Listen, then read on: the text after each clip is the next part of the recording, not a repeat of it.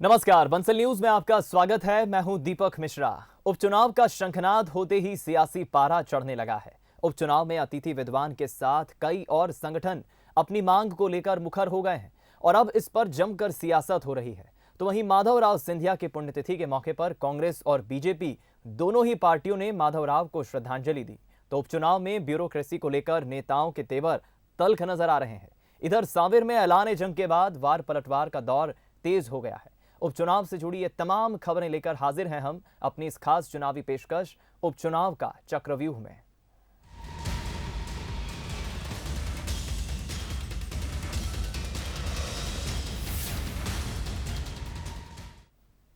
प्रदेश में उपचुनाव के नजदीक आते ही कर्मचारी संगठन एक बार फिर आक्रामक रूप में नजर आ रहा है। अतिथि विद्वान, जूनियर डॉक्टर सहित अन्य संगठन अपनी मांगों को लेकर लामबंद है। तो वहीं कर्मचारियों को लेकर बीजेपी कांग्रेस के बीच सियासी घमासान भी जारी है। मध्य प्रदेश में कांग्रेस सरकार के समय से अब तक अतिथि विद्वानों के नियमितीकरण और सेवा बहाली का मुद्दा गरमाया हुआ है। वहीं उपचुनाव के पहले एक बार फिर अतिथि विद्वान लामबंद हो गए हैं और सेवा बहाली की मांग कर रहे हैं। अतिथि विद्वानों का कहना है कि अगर सभी अतिथि विद्वानों को सेवा बहाली नहीं हुई तो हम चुनावों का बहिष्कार करेंगे। अतिथि विद्वानों की तरह शिक्षक भर्ती में चयनित अभ्यर्थी, पैरामेडिकल स्टाफ सहित अन्य चयनित कैंडिडेट भी नियमितीकरण और भर्ती की मांग कर रहे हैं। नियमितीकरण तो दूर का मुद्दा है, पर अभी तक फालिन आउट जो 750-800 साथी लगभग है बाहर, उनका अभी तक अंदर नहीं लिया गया है। हमारे पे राजनीति क्यों, हमारे पे ही बजट का हवाला क्यों? हमें तो पहले भी हमारी मांग ये नहीं है कि आप पैसा तुरंत दो, हमें व्यवस्था में तो वापस लो। ज्वाइनिंग को लेकर हर डिपार्टमेंट में 10-10, 15-15 चक्कर लगा चुके हैं। हमारी कोई गुहार सुनने के लिए तैयार नहीं है। क्यों हम सिलेक्टेड कैंडिडेट की भर्तियों को रोक के रखा है? हमने जब भी इनसे जवाब मांगा है, इन्होंने हमें 27% ओबीसी आरक्षण बताया है। अतिथि विद्वान समेत दूसरे संगठनों के विरोध ने सियासी रंग अख्तियार कर लिया है। कांग्रेस ने बीजेपी पर आरोप लगाते हुए कहा कि बीजेपी कर्मचारियों के साथ धोखा कर रही है। हमारी सरकार ने नियमितीकरण और सेवा बहाली की प्रक्रिया शुरू की थी, लेकिन बीजेपी ने इसे रोक दिया है। इनको कोई अतिथि विद्वानों से लेना देना नहीं, प्रदेश की जनता से लेना देना नहीं।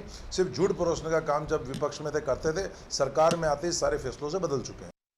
वहीं कांग्रेस के आरोपों पर बीजेपी का कहना है कि बीजेपी की 15 साल की सरकार में हमेशा कर्मचारियों को मजबूत बनाने के लिए काम किया गया। बीते 5 महीने से कोरोना काल चल रहा है, ऐसे में कुछ काम प्रभावित हुए हैं, लेकिन आने वाले समय में हम अपना वादा जरूर पूरा करेंगे। जो हमने कल कहा था वही हमारी नीति आज है। हम पलटने और मुंह चुराने वाले लोगों में से नहीं हैं। भारतीय जनता पार्टी ने विपक्ष में जो कहा था वही सरकार में आके हम करेंगे। कांग्रेस और बीजेपी दोनों ही राजनीतिक दल खुद को कर्मचारियों का हितैषी बता रहे हैं। वहीं चयनित अभ्यर्थियों की अपनी परेशानियां हैं। बहरहाल चुनाव को देखते हुए तमाम संगठन सरकार से अपनी मांगे मनवाने के लिए पूरा जोर लगा रहे हैं। इन संगठनों को विपक्ष का भी समर्थन मिल रहा है। वासु चौरे, बंसल न्यूज, भोपाल। मध्य प्रदेश के दिग्गज नेता माधवराव सिंधिया की पुण्यतिथि के मौके पर उन्हें कांग्रेस ने भी याद किया और बीजेपी ने भी। यह पहला मौका था जब बीजेपी नेता माधवराव को श्रद्धांजलि देते नजर आए। कंफ्यूजन दोनों ही तरफ था, मगर उपचुनाव के तकाजे को देखते हुए दोनों ही दलों के नेताओं ने इसे आयोजन को सियासी रंग देने में कोई कसर बाकी नहीं छोड़ी। ये सियासत है, इसके खेल अजब, इसके रंग निराले। मौके की नजाकत भाप कर आगे बढ़ना सियासत की फितरत। इसीलिए जब मौका हो, दस्तूर हो, तब कुछ ऐसे नज़ारे देखने को मिलते हैं जो कभी नहीं देखे गए, फिर भले ही कितना कंफ्यूजन क्यों ना हो। अब मध्य प्रदेश की सियासत का पहिया ही ऐसा घूम चुका है कि स्वर्गीय माधवराव सिंधिया दोनों दलों के नेता हो गए हैं। माधवराव सिंधिया के राजनीतिक जीवन की शुरुआत जनसंघ से हुई थी, मगर लंबे समय तक वो कांग्रेस में रहे। ख्याल नहीं आता कि आज से पहले बीजेपी ने कभी माधवराव सिंधिया की याद में किसी कार्यक्रम का आयोजन किया हो। अब जब ज्योतिरादित्य सिंधिया बीजेपी के रंग में रंग चुके हैं, तो पार्टी ने भी माधवराव सिंधिया को अपना बना लिया। नहीं, देखिए, ये इसको कांग्रेस बीजेपी मत मानिए। वो ग्वालियर के सांसद थे, मंत्री थे, राज परिवार से थे और ग्वालियर के विकास में उनका महत्वपूर्ण योगदान भी रहा है। कैलाशवासी महाराज सबके थे। विश्व अंचल के जन जन के नेता थे। हर व्यक्ति के दिलों में निवास करते थे और उनके दिल में इस अंचल के प्रति एक तड़प थी। बीजेपी ने कार्यक्रमों का आयोजन किया तो इधर कांग्रेस कैसे अपने पुराने नेता को भूल सकती थी। हालांकि पुण्यतिथि मनाई जाए या नहीं, इसे लेकर कांग्रेस में कंफ्यूजन था। नहीं मनाते तो मैसेज गलत जाता, इसीलिए पुण्यतिथि मनाई गई। ग्वालियर में कांग्रेसियों ने प्रभात फेरी निकाली, मगर वैसा आयोजन नहीं हुआ जैसे सिंधिया के कांग्रेस में रहते हुए होता था। कोई भी माधवराव सिंधिया की समाधि पर नहीं पहुंचा। भोपाल में दिग्गज नेताओं ने जरूर माधवराव सिंधिया को याद किया और बीजेपी पर निशाना साधने से नहीं चूके। जिनसे मतलब होता है, बाबा साहब अम्बेडकर से मतलब है तो बाबा साहब अम्बेडकर की स्तुति गान करने लग जाएंगे। सरदार पटेल से मतलब हो उस संदर्भ में तो उनका स्तुति गान करने जाएंगे। मना रहे हो तो बिल्कुल मन से, पवित्र मन से मनाओ। नहीं मना रहे हो पुण्यतिथि तो काय को ढोंग धतूरा करते हो। ज्योतिराज सिंधिया को समझ लेना चाहिए। देखिए, बीजेपी हर दिवंगत आत्मा को या उसके चरित्र को अपनी सुविधा के अनुसार व्याख्या करती है। कभी प्रधानमंत्री जी मन की बात में राजमाता जी का जिक्र कर लेते हैं, क्योंकि चंबल ग्वालियर अंचल में 16 सीटों पर उपचुनाव हैं। वहीं उन्हीं की विचारधारा की भारतीय जनता पार्टी उनके वार रूम में राजमाता जी और अटल जी को भूल जाती है। पुण्यतिथि मनाने के नजारे उन सीटों पर भी नजर आए जहां उपचुनाव होने हैं। कुछ दिलचस्प नजारे भी देखने को मिले। जो बीजेपी नेता हाल ही में कांग्रेस में शामिल हुए, उन्होंने भी माधवराव सिंधिया को याद किया और जो कांग्रेस नेता बीजेपी में शामिल हुए, उन्होंने भी याद किया। इस उपचुनाव का नतीजा बहुत कुछ तस्वीर साफ करने वाला है। ये भी साफ कर देगा कि माधवराव सिंधिया अगले साल की पुण्यतिथि के मौके पर किस दल के नेताओं की स्मृति में रहेंगे। Bureau report, Bansal news. चुनाव नजदीक आते ही ब्यूरोक्रेसी पर सवाल उठाने शुरू हो जाते हैं और उठने भी शुरू हो जाते हैं। अब ब्यूरोक्रेसी उपचुनाव की चक्की में पिसती नजर आ रही है। विचारधारा की लड़ाई में ब्यूरोक्रेसी निशाने पर है। ऐसे में सवाल उठता है कि आखिर क्यों ब्यूरोक्रेसी को बार बार सियासी कटघरे में खड़े होकर अग्नि परीक्षा देनी पड़ती है? क्यों उसकी आस्था पर सवाल उठाए जाते हैं? मैं पुलिस को कहना चाहता हूं, अपनी वर्दी की इज्जत करिएगा। आप अपनी वर्दी की इज्जत करिएगा। मैंने पहले भी कहा है कि कमलनाथ की चक्की चलती है देर से, पर बहुत बारीक पीसती है। मैं अधिकारी और अफसरों को कहना चाहता हूं, सब चीज अब खुली है। ये जमाना खुला जमाना है और आपका पूरा हिसाब किताब लिया जाएगा। हर ऑफिसर का हिसाब किताब लिया जाएगा। सत्ता के मन में ऐसे चूर मत हो। ये पिट्ठू कलेक्टर सुन ले रे, हमारे दिन भी जल्दी आएंगे। ये बयान सिर्फ बयान नहीं, ब्यूरोक्रेसी की आस्था को सवालों के कटघरे में खड़ा करने वाले ऐलान है। जब भी चुनाव आते हैं, इस तरह के बयान फिजा में गूंजने लगते हैं। जो भी पार्टी विपक्ष में होती है, उसके निशाने पर होती है ब्यूरोक्रेसी। लेकिन सवाल यह है कि आखिर ब्यूरोक्रेसी पर आस्था का संकट क्यों गहराता है? क्या ये विचारधारा की बलि वेदी पर कुर्बान होते हैं या फिर राजनीतिक लड़ाई में मोहरे की तरह इस्तेमाल होते हैं? मंगलवार को रायसेन में पूर्व मुख्यमंत्री कमलनाथ ने मुख्यमंत्री शिवराज सिंह चौहान और उनकी सरकार पर हमला बोलने के साथ ही ब्यूरोक्रेसी को भी लपेटे में ले लिया। इससे पहले अप्रैल 2019 में विपक्ष में रहते हुए शिवराज सिंह चौहान ने भी छिंदवाड़ा के तत्कालीन कलेक्टर के बहाने अधिकारियों पर निशाना साधा था। कांग्रेस जहां कमलनाथ के बयान को उन अधिकारियों और अफसरों की चेतावनी बता रही है जो बीजेपी के लिए काम कर रहे हैं, वहीं बीजेपी ने तंज कसते हुए कहा कि इनकी चक्की के चलते ही सरकार चली गई। देखिए, ये तो कमलनाथ जी का डायलॉग है कि मेरी चक्की तो बारीक पीसती है, क्योंकि बारीक इसलिए कि खाना जल्दी पच जाए। और अधिकारियों को इस बात से समझ लेना चाहिए कि जिस तरह से भाजपा का हथियार बन के आप काम कर रहे हो, ये चलेगा नहीं। सरकारें आती जाती रही, तुमने भी अपनी आंखों से अधिकारियों देखा है। देखिए, कांग्रेस की चक्की कैसी चलती है और कैसा पीसती है वो हम लोगों ने 15 महीने में देखा है, और उस चक्की का ही परिणाम है कि सरकार चली गई। 28 सीटों पर होने वाले उपचुनाव के लिए तारीखों का ऐलान हो चुका है। 10 नवंबर को तय हो जाएगा कि जनता की चक्की में कौन पिसा, किसको मिला मतदाता का आशीर्वाद। लेकिन उपचुनाव से पहले ब्यूरोक्रेसी पर जिस तरह से हमला बोला जा रहा है, उसको देखकर लग रहा है कि चुनावी चक्की में ब्यूरोक्रेसी आगे भी पिसती रहेगी, उस पर आस्था का संकट बरकरार रहेगा। लेकिन सवाल ये है कि ये संकट क्यों आता है?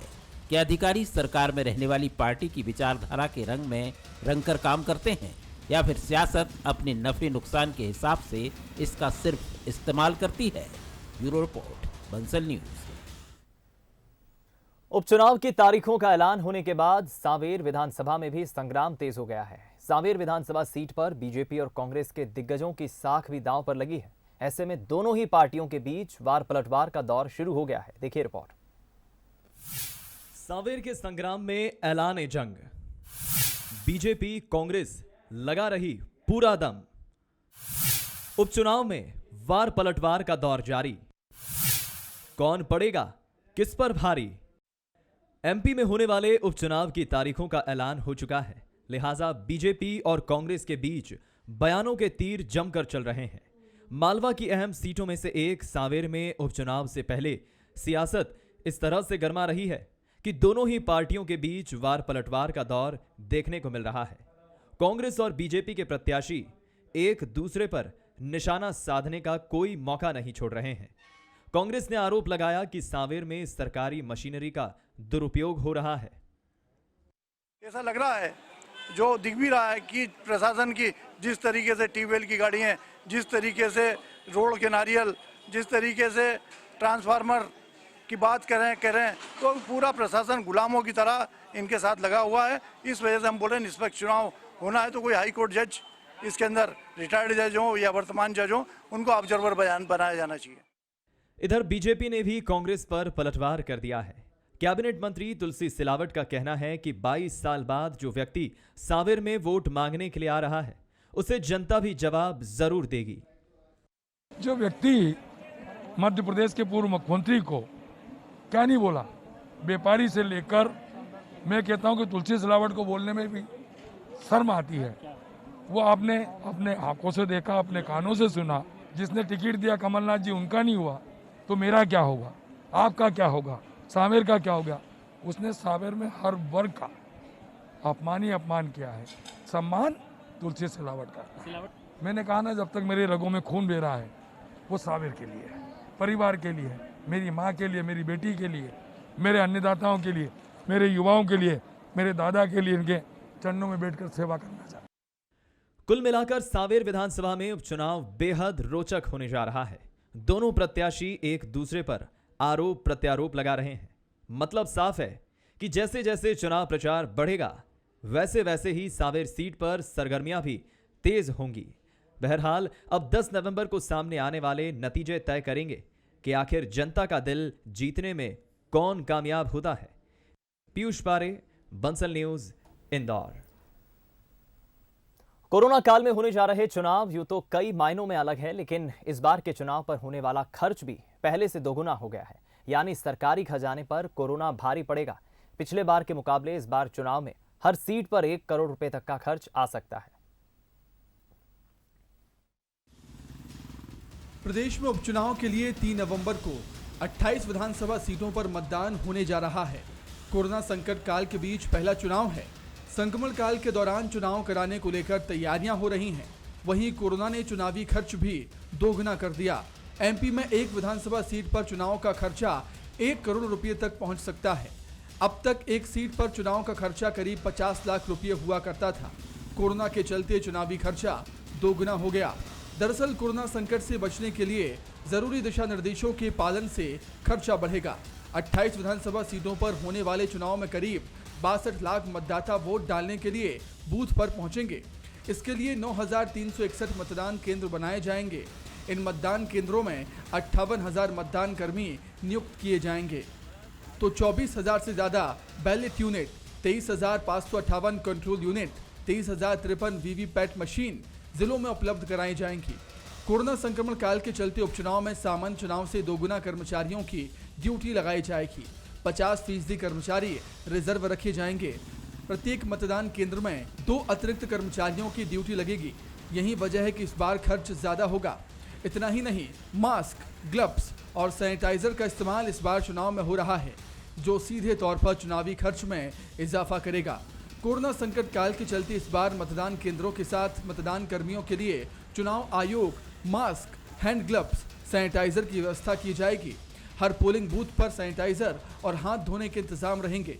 इन सब के लिए चुनाव आयोग ने अतिरिक्त बजट रखा है। मास्क, ग्लव्स, सैनिटाइजर और हाथ धोने की व्यवस्था के लिए करीब 50 करोड़ रुपए का बजट रखा गया है। मतलब साफ है कि कोरोना काल में होने जा रहे उपचुनाव आम चुनाव से अलग तो होंगे ही, साथ ही इस बार के चुनाव में पिछले चुनाव के मुकाबले प्रशासन की जेब पर ज्यादा भार पड़ेगा। Bureau report, Bansal news. प्रदेश में होने जा रहे उपचुनाव बेहद खास हैं। इन उपचुनाव में दल बदल का दौर जारी है। बदनावर में भी शनिवार को कई कांग्रेसियों ने बीजेपी की सदस्यता ली, जिस पर अब सियासी घमासान छिड़ गया है। देखिए रिपोर्ट। उपचुनाव में दल बदल का खेल जारी है। प्रत्याशियों के साथ उनके समर्थक भी पार्टी बदलने से नहीं हिचकिचा रहे हैं। बदनावर में भी शनिवार को सीएम शिवराज सिंह की चुनावी सभा के दौरान कई कांग्रेसी बीजेपी में शामिल हो गए। बीजेपी का दावा है कि करीब 8 से 10 कांग्रेसियों ने बीजेपी की सदस्यता ली है, लेकिन बीजेपी के दावे पर कांग्रेस सवाल उठा रही है। कांग्रेस का कहना है कि सीएम की सभा में कुल लोग ही 8 से 10 हजार पहुंचे थे, जिसमें आंगनबाड़ी, पंचायत सचिव समेत दूसरे कर्मचारी भी शामिल थे। कांग्रेस ने बीजेपी से मांग की है कि अगर सही में कांग्रेस के 10,000 लोग बीजेपी में शामिल हुए हैं तो उनकी लिस्ट दिखाएं। कांग्रेस दावा कर रही है कि बीजेपी में मुश्किल से 150 लोग शामिल हुए हैं, जिनका कांग्रेस में वजूद नहीं था। राजवर्धन सिंह दत्तीगांव पहले ये बताए सीएम साहब के प्रोग्राम में कितने लोग थे। उसमें मुश्किल से 8 से 10 हजार लोग थे, और 8 से 10 हजार लोग में कौन लोग थे? आंगनबाड़ी की हमारी माताएं बहनें। और मैं उनसे पूछना चाहता हूं कि वो लिस्ट बताएं कि 10,000 लोगों की सदस्यता उन्होंने कांग्रेस से बीजेपी में किनको दिलाई, उनको लिस्ट बताएं। वो मैं कह रहा हूं कि अभी तक जितने उनके पास कांग्रेस में से भाजपा में गए हैं, मुश्किल से 150 लोग गए हैं जिनका अपने आप में कोई वजूद नहीं है। ऐसे लोग भाजपा में शामिल हुए हैं कांग्रेस से। कांग्रेस के सवाल उठाने पर बीजेपी ने कांग्रेस पर पलटवार करते हुए कहा कि कांग्रेस जो आरोप लगा रही है वो गलत है। सीएम की सभा में करीब 25,000 लोग शामिल थे। बड़ी संख्या में कांग्रेसी और उनके परिवार के लोगों ने बीजेपी की सदस्यता ली है। कांग्रेस को हार का डर सता रहा है, इसलिए कांग्रेस अनर्गल आरोप लगा रही है। उसमें जो लोग आए, पहली बात तो 20 से 25 हजार से कम लोग थे नहीं। उसके बाद जिला कांग्रेस जो भी आरोप लगा रहे हैं वो सरासर गलत है। और राजवर्धन सिंह जी ने जो 10,000 लोगों की लिस्ट सीएम को सौंपी है, वो वास्तविक पूरे जिले का उन्होंने बताया। पूरे जिले से 50,000 कांग्रेस के मतदाता बीजेपी में प्रवेश हुए हैं। उसमें कई नामी लोग भी हैं जो 2-2, 4-4, 5-5 हजार सदस्यता की ताकत रखते हैं। इसलिए मैं तो मानता हूं कि जो भी कांग्रेस आरोप लगा रही है वो झूठा है। और जो कार्यक्रम हुआ सक्सेसफुल कार्यक्रम था, और 20 से 25 हजार लोग थे। इनको इनकी हार दिखती हुई ये बौखला रहे हैं, ताकि इनकी कहीं से कहीं तक कांग्रेस का बदनावर में कोई वजूद नहीं बचा है। उपचुनाव की बेला में बीजेपी कांग्रेस एक दूसरे को घेरने का कोई मौका नहीं छोड़ रही है। यही वजह है कि कांग्रेस बीजेपी पर सवाल खड़े कर उसके दावों पर आपत्ति जता रही है। बहरहाल किसके दावे सही हैं ये कह पाना मुश्किल है, लेकिन ये साफ है कि उपचुनाव में दावों और उन पर आपत्तियों का दौर अभी और तेज होगा। महेश पाटीदार, बंसल न्यूज, बदनावर। पूर्व मंत्री डॉक्टर गोविंद सिंह ने बंसल न्यूज से खास बातचीत करते हुए कहा कि हनुमान जी कांग्रेस की रक्षा करेंगे और कमलनाथ दोबारा सीएम बनेंगे। गोविंद सिंह ने कहा कि कमलनाथ हनुमान जी के बड़े भक्त हैं और अब तक उन्हीं की कृपा से सफल राजनीति करते आ रहे हैं। गोविंद सिंह ने रामबाई के बसपा के सीएम बनने के बयान पर तंज कसते हुए कहा कि रामबाई तो पीएम बनने लायक हैं और वो पीएम बनेंगी तो देश सर पर दौड़ने लगेगा। मध्य प्रदेश में 28 सीटों पर होने जा रहे उपचुनावों की तारीखों की घोषणा हो चुकी है। कांग्रेस दावा कर रही है कि मंगलवार के दिन घोषणा हुई है, मंगलवार के दिन ही नतीजे आएंगे। तो सर कितना मंगल रहने वाला है ये? सवाल इस बात का है कि हनुमान जी के भक्त पूरी तरह से हमारे अध्यक्ष माननीय कमलनाथ जी हैं, और वो लगातार हनुमान जी की कृपा से ही देश और प्रदेश की राजनीति में छाए हुए हैं और हनुमान जी के उपासक मैं भी हूँ। मैं भी अभी तक मंगलवार को ही फार्म भरता हूँ बिना किसी मुहूर्त के, और कोशिश करता हूँ कि मंगलवार मिले या नहीं मिले तो शनिवार मिले, हनुमान जी का दिन। और मंगल को ही वरदान है, मंगल को ही रिजल्ट आना है, मंगल से ही घोषणा हुई है, तो हमें उम्मीद है कि हनुमान जी कांग्रेस पार्टी की रक्षा करेंगे और कमलनाथ जी को मुख्यमंत्री बनवाएंगे। सर, बसपा की विधायक हैं रामबाई, उन्होंने इशारों में कहा कि उपचुनाव के बाद बसपा से भी सीएम बन सकता है। सभी सीटों पर चुनाव लड़ेंगे। रामबाई तो सीएम नहीं, रामबाई बसपा का क्या, रामबाई तो प्रधानमंत्री बनने लायक हैं। उनको तो हमें कह रहे देश की जनता प्रधानमंत्री बना दे तो देश बिल्कुल सरपट दौड़ेगा, पूरे विश्व में रामबाई का झंडा फहराएगा। सर, कुछ सीटों पे अभी नाम की घोषणा बाकी है, लेकिन जहां हो गए वहां कुछ विरोध के स्वर भी उठते हुए दिखाई दे रहे हैं। ऐसा है, विरोध तो घर घर में होता है। हर आदमी चाहता है मैं एक अनार 100 बीमार, 20-20 कार्यकर्ता, 25-25 कार्यकर्ता उम्मीदवार हैं। अब एक को मिलता है तो बाकी के निराश होते हैं, तो उनका विरोध करना स्वाभाविक है, करते हैं। लेकिन पार्टी के जब अनुशासन का डंडा चलता है तो सब शांत हो जाते हैं। सर, दिग्विजय सिंह कहीं चुनावी सभाओं में, रैलियों में नजर नहीं आ रहे। बड़ी भूमिका हर बार होती है, निश्चित तौर पर इस बार भी इन चुनावों में है, तो दिग्विजय सिंह जी कौन से मैनेजमेंट में फिलहाल व्यस्त हैं? सर, कमलनाथ जी दिग्विजय सिंह दोनों मिले हुए हैं, दोनों मिलकर योजना बनाते हैं और उन्हें किसी योजना प्लानिंग के तहत ही रणनीति तय होगी और वो सोच समझ के ही कोई निर्णय लेते हैं। हमें उम्मीद है कि दिग्विजय सिंह और कमलनाथ जी ने जो मिलकर रणनीति बनाई है वो सफलता की ओर जाएगी। डॉक्टर गोविंद सिंह हमारे साथ थे। दावा किया है कि कांग्रेस के लिए मंगल की शुरुआत हो चुकी है, मंगल ही मंगल होगा। कैमरामैन विजय शेजकर के साथ बंसल न्यूज़ के लिए भोपाल से वासु चौरे। उपचुनाव का चक्रव्यूह में फिलहाल इतना ही। दीजिए इजाजत, नमस्कार।